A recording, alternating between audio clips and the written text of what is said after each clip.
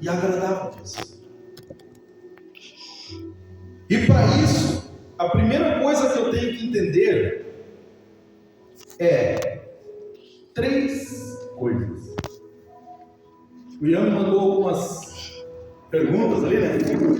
E eu acredito que vão se encaixar todas dentro do que eu dei para falar. E se não se encaixar, no final a gente pode esclarecer alguma coisa. Mas uma das perguntas é: com que idade é o correto começar a namorar? Com quantos anos eu posso namorar? Eu quero te dizer que não existe uma idade. Não existe uma idade. Eu não tenho como chegar e dizer para alguém que com 13 anos tu está errado, namorado, ou tu está certo. Mas mediante o que nós vamos aprender aqui nessa noite, nós vamos entender a idade que eu vou ter que ter para começar o namoro. E aqui eu tenho 3 coisas que vão me indicar se estou pronto para namorar. O que são essas 3 coisas? Primeiro, para mim saber se eu já estou na minha idade de namoro, eu preciso ter o quê? Maturidade financeira. Como assim? Para mim começar qualquer tipo de relacionamento, eu tenho que ter maturidade financeira. Ou seja, como que eu vou começar um relacionamento, algo sério, porque o cristão ele leva as coisas a sério. E vocês vão ver que isso é uma etapa muito séria da nossa vida, que pode trazer consequências futuras gravíssimas. Então a primeira coisa para mim saber se eu estou para começar a namorar é saber se eu tenho maturidade financeira. Por que maturidade financeira? Se eu não sei administrar as minhas finanças, e pior ainda, se eu não tenho finanças, como é que eu vou cuidar de alguém? Como é que eu vou querer ter um compromisso com alguém? Imagina agora o moço chegar e dizer: eu vou namorar. Aí a moça diz assim: então tá, nosso primeiro passeio vai ser no shopping e eu quero comer um McDonald's. Aí o camarada vai dizer: espera um pouquinho que eu tenho que fazer uma ligação.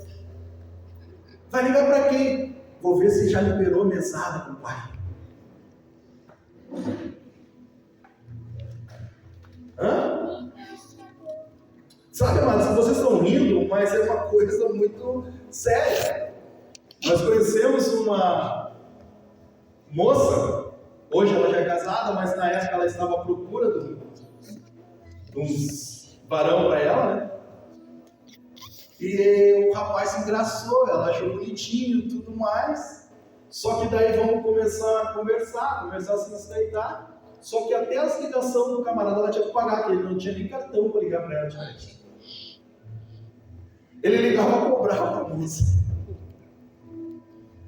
É uma coisa muito séria. Aí nós vemos às vezes, não só o adolescente, mas o jovem, que não quer ter compromisso com nada, e quer dizer que está pronto para namorar. Não tem como. A minha filha sabe. Eu não me importo seja pobre, rico. Eu só digo para ela: tem que ser alguém que tenha compromisso. Começa por aí. Segundo, maturidade emocional. Maturidade emocional. O que é isso? É aquela pessoa que sabe lidar já com as emoções da vida. Eu não posso ser uma pessoa que diz que estou pronto para namorar, mas que ainda não tem uma maturidade espiritual, emocional para lidar com as adversidades, com as coisas que vão acontecer, com os percalços que vão acontecer. Eu já estou com dor nos braços.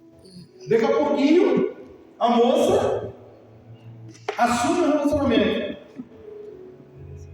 E aí na segunda-feira de manhã, se falaram no domingo o dia todo, mas na segunda-feira de manhã o rapaz não deu bom dia no WhatsApp. Meu Deus, eu vou terminar o namoro, que ele não me ama mais, que ele não quer saber mais de mim. Deu problema, já se desmorona, já quer fazer uma tempestade porque não recebeu a ligação do rapaz. Só que talvez o rapaz ficou sem bateria, foi trabalhar, está estudando, e ele não teve como ligar.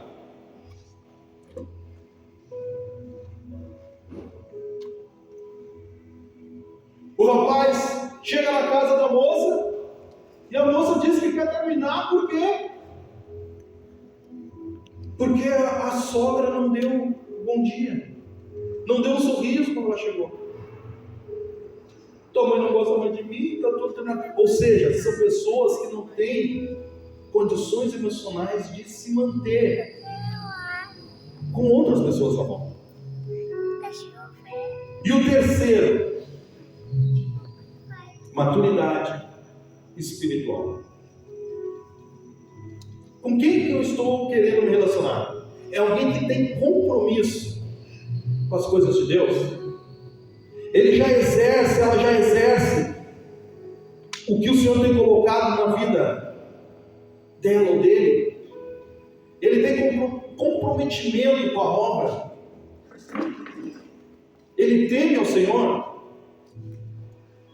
Ah, pastor, mas não, isso aí a gente vai ajeitando, eu vou orando por ele, nós vamos organizando a casa lá. Não.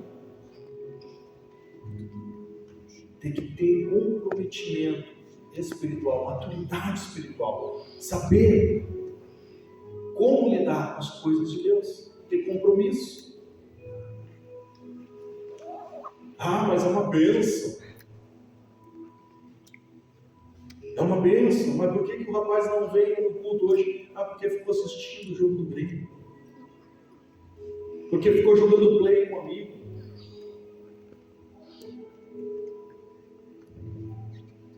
Sabe que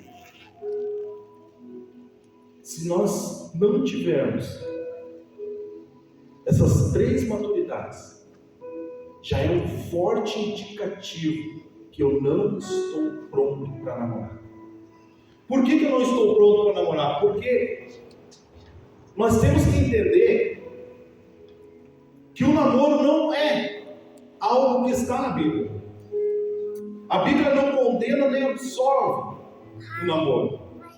Porém, nós temos algumas referências que nós vamos ver na Bíblia que nos orienta como termos um relacionamento saudável perante Deus.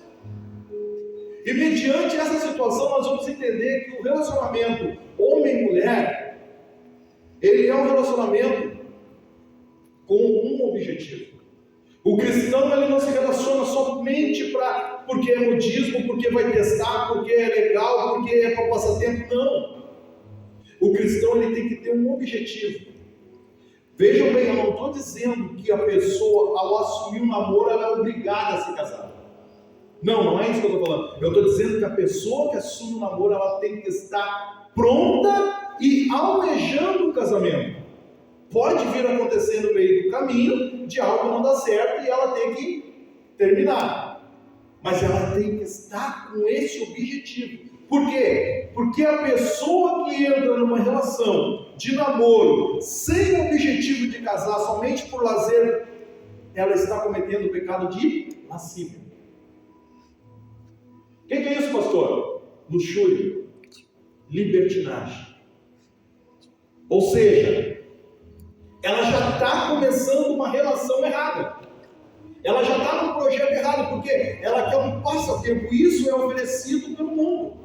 Só que algo que nós temos que levar muito a sério, e que parece que está todo mundo adormecido, é que os valores estão se invertendo no nosso meio. Por quê? Porque sabemos que a base de tudo hoje é a família. A base de tudo hoje é o casamento. Hoje o que se mantém os pilares da humanidade em pé é a família. E tudo que o diabo, que Satanás tem feito, é destruir com as famílias para que a gente não tenha uma sociedade abençoada. Ele quer destruir o homem, ele quer destruir a humanidade. Só que há algo interessante aqui. Hoje, nos dias de hoje, um casal heterossexual, ele não quer mais se dar em casamento. Ele quer fazer um contrato. Hoje existe uma aliança prata, não sei se vocês já viram, que é uma aliança de compromisso. O que isso quer dizer? Eu tendo essa aliança, eu posso fazer test drive, eu vou testar. Não preciso me comprometer em casar. Eu posso ter os privilégios todos do casamento, mas não preciso me casar. Eu não preciso me casar, porque eu tenho um compromisso. Eu estou selando um compromisso. Só que eu quero dizer algo. Enquanto nós cristãos, nós que deveríamos estar fazendo certo e brigando pelas famílias, pelos casamentos, estamos deixando a prática do casamento, os casais homoafetivos, eles estão indo para a justiça para brigar, para se casar. Veja como é interessante. Enquanto nós estamos omitindo um direito, um dever que nós temos de nos casar e constituir família, os homossexuais estão indo para a briga nos tribunais para ganhar o direito de se casarem. Isso é muito preocupante. E por que isso tem acontecido? Porque o compromisso de namoro de qualquer jeito tem nos dado essa liberdade, essa falsa liberdade, de eu poder namorar quantos eu quero, o tempo que eu quero, sem me comprometer com o casamento. Então é cômodo para mim. Mas o cristão, ele não pode agir dessa maneira, porque é pecado de lascívia. E isso não agrada a Deus. Isso desaprova a vontade de Deus. Abra comigo Gênesis 24.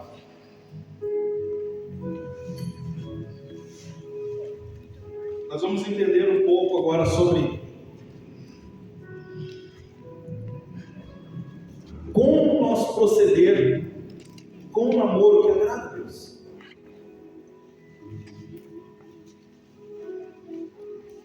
Gênesis 24 diz assim: era Abraão já idoso, bem avançado de anos, e o Senhor em tudo o havia abençoado. Cadê o teu telefone, mãe? Disse Abraão ao seu mais antigo servo da casa, que governava tudo o que possuía: põe a mão por debaixo da minha coxa, para que eu faça jurar pelo Senhor Deus do céu e da terra, que não tomarás esposa para o meu filho das filhas dos cananeus, entre os quais habito, mas irás à minha parentela, e daí tomará esposa para Isaque, meu filho. A história de Isaque e Rebeca é o maior exemplo que nós podemos ter de namoro, apesar que não foi um namoro. Vocês vão entender que a Bíblia, no momento nenhum, cita o namoro, porque se vocês forem ver a história de Isaque e Rebeca, eles nunca namoraram na vida. A história nos fala que Abraão chama Eliezer, seu servo mais fiel, mais antigo, e ele confia a missão a Eliezer de ir à terra da sua parentela para lá encontrar com uma esposa para Isaque, porque Isaque já estava passando da hora de se casar. Por quê? Ele era velho? Não é porque ele era velho, porque Abraão era velho, ele precisava que a sua descendência continuasse. Depois eu me lembro. Então Eliezer vai, e ele vai à casa de Labão, e lá então ele toma Rebeca como esposa para Isaque. Só que o interessante é que Rebeca não conhecia Isaque, e Isaque tão pouco conhecia Rebeca, pois Isaque ficou com seu pai Abraão. Eliezer chega lá, então ele vai fazer aquilo que o Senhor mandou, e lá então ele conhece Rebeca, que Rebeca leva até a sua mãe, ao seu tio Labão, ao qual entende que é de Deus aquela união, e assim ele libera a Rebeca para que vá junto com Eliezer de volta para se casar. Ai, Coisa. foi no banheiro. Só que olha como é interessante, que não existia um namoro. Eram dois jovens que estavam agora comprometidos sem saber um da existência do outro. E quando Eliezer chega com Rebeca, Rebeca olha no meio daquela multidão e ela enxerga um moço. Então ela pergunta: ei, quem é aquele moço? Eliezer olha para ela e diz: aquele ali é Isaac, teu esposo. Veja que maneira louca, né? Então Isaac a toma em seus braços e ali ele consuma o casamento. E agora ambos estão casados, sem haver aquele cortejo, aquele namoro da maneira que nós conhecemos hoje. Mas ela nos traz a história, mesmo sem ter esse cortejo, esse namoro, ela nos traz um ensinamento muito grande de como devemos proceder. Porque a primeira coisa que nós entendemos aqui é que um jovem, um adolescente, ele não tem estrutura, nem conhecimento suficiente, a Bíblia nos afirma isso, para saber decidir o que é melhor para ele. E aí começa o primeiro conflito, um conflito muito sério, que é pais que querem, como muitos fizeram no tempo das Escrituras e também algum tempo atrás ainda acontecia, e ainda acontece em alguns países, de pais quererem arranjar casamento para os filhos, até mesmo contra a vontade dos filhos. Por quê? Porque os filhos não desejam aquilo. Então o pai, por algum motivo, ele força o filho a ter aquele casamento. O extremo. Também existe o outro lado do extremo, que é o filho que chega na casa do pai no domingo, talvez o pai, coitado lá, assando seu galetinho, fazer, quando vê, bate na porta um rapaz, e aí quando abre a porta, a menina apresenta: pai, esse aqui é meu namorado, já estamos namorando há 8 meses. Outro extremo, gravíssimo. Pastor, tu é a favor do pai ou da mãe, ou do filho fazer isso? Nenhum. Os extremos não são de Deus.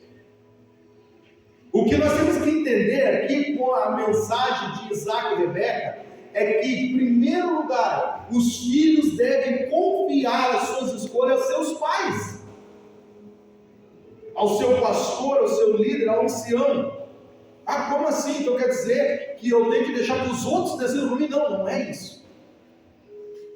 Mas eu tenho que entender que antes de eu tomar qualquer tipo de atitude, os meus pais têm que ser participativos nas minhas escolhas, nas minhas decisões.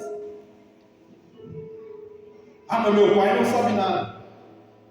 Poxa, ele escolheu a tua mãe. Será que ele escolheu errado? Ela escolheu o teu pai. Então o pai tem que ser participativo, a mãe tem que ser participativa nas decisões do filho. Cabe ao filho chegar: ó, mãe, tô gostando, hein, Bruno? Não calça caída, hein? É, filho, tá gostando? Vamos falar com o pai. E aí, pai? Namorar? Vamos ver, vamos conversar. Tu gosta dele realmente? Por quê? O rapaz fala: vamos ver, vamos estudar. Quem é a família dele? Ele tem pai? Quem é o pai dele? Qual é que é a fé que ele profere? Que ele professa? Temos que entender tudo isso. Não é assim chegar de qualquer maneira: pai, eu estou namorando, ou o pai chegar: não, tu vai namorar ele. Não. Tem que ter um diálogo. Por quê? Porque o filho vai colocar sim a sua vontade, mas o pai, ele tem uma sabedoria para poder instruir o filho da maneira correta. Não é que o pai vai dizer que não possa casar, mas ele vai ajudar como começar a dar esse primeiro passo, que é muito importante. Que hoje nós entendemos que o namoro não é algo banal, mas é algo muito sério que pode determinar o futuro do nosso relacionamento. E a primeira coisa que nós temos que entender, que nós aprendemos com esse texto de Isaac e Rebeca, é confiar o nosso relacionamento aos nossos pais. Isaac confiou a Abraão. Aleluia. E nós temos que entender isso, porque a partir do momento que eu entendo isso, eu tenho uma base segura, que é a sabedoria dos meus pais para me ajudar. De maneira que eu não vou fazer uma escolha errada para ali na frente eu me machucar. Então Isaac, sem saber, ele recebe a sua prometida. Agora olha que interessante. O namoro do cristão, ele tem que ser puro. Ele tem que ser um namoro sadio, saudável. Por quê? Porque isso vai determinar o futuro, tanto do moço quanto da moça. Como assim, pastor? Existem casamentos hoje que estão perturbados, destruídos, atormentados, e não sabem, o casal não sabe o porquê disso. Mas isso começou lá no namoro. Por quê? Porque aqui, como eu falei para vocês, nós não podemos ter uma relação física. Nós não podemos ter uma relação sexual no namoro. O namoro não nos dá esse direito de mantermos nenhum tipo de prática sexual. Isso desagrada a Deus. É porneia. Porneia é pecado. É pecado. Não podemos ter nenhum tipo de contato, de relação sexual. Hoje, nos modelos de hoje, o máximo que a gente vai conseguir manter é um beijo na boca, um pegar na mão, mas já começa a parar por aí. Por quê? Porque se nós deixarmos aflorar as carícias, as nossas carências, isso pode nos levar a quê? Ao ato do pecado.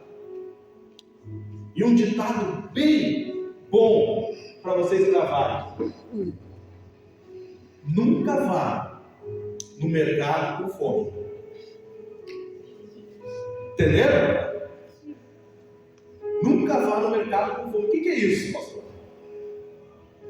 Se a gente vai no mercado com a barriguinha cheia, a gente vai só comprar o essencial, porque estamos satisfeitos. Agora, se a gente está com fome, a gente vai querer derrubar as prateleiras. Vamos trazer aquilo que a gente não precisa, porque tudo parece bonito, tudo parece legal. No relacionamento é a mesma coisa. Nós temos que entender que nós temos que ter limites, para que não viemos ultrapassar esses limites, para não cairmos em pecado. Há uns dias atrás assistimos uma matéria muito interessante de um casal de 20 e poucos anos, que eles estão namorando há cerca de 3 anos e vão casar agora, e os dois ainda são virgens, nunca tiveram nenhum tipo de contato sexual. E para a sociedade isso é uma coisa bizarra, algo fora do comum, porque sim, nós que tentamos fazer o certo passamos a ser os errados. O certo virou errado, o errado está certo. Os valores estão totalmente invertidos. Só que isso é uma coisa muito complicada que eu quero falar agora, que é, a partir do momento que um menino se deita com uma menina, isso desaprova Deus, e é algo muito mais grave, que pode ter consequências maiores ainda lá na frente. Por quê? Porque quando o moço deita com uma moça, ele passa a ter ela como esposa. Ele passa a ser uma só carne, mesmo que não estejam casados. Ah, pastor, mas eu não casei, eu só namorei, eu tive só uma relação. A partir do momento que tu teve relação, a Bíblia fala lá em Marcos que nós passamos a ser uma só carne. E se eu sou uma só carne, então o que isso quer dizer? Quer dizer que eu já estou consumado no casamento. Perante Deus eu já consumei o casamento. E se eu já fiz isso, então eu não tenho mais o direito de me separar daquela pessoa. E é algo muito grave, porque aí nós vamos entender que, mas eu tive 3, 4 namorados e tive relação com todos. Eu tive 3, 4 namorados e tive relação com todas. Isso quer dizer que você teve, não se assuste, mas que você teve 3, 4 divórcios na sua vida. Você já se divorciou 3 ou 4 vezes na sua vida. Você já não é mais puro, não é mais pura. Você já construiu um casamento, embora não oficial, e você deu carta de divórcio, embora não seja oficial.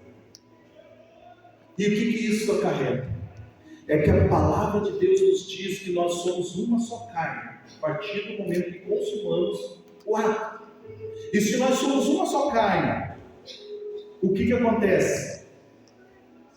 Quando se rompe, sofre cicatrizes.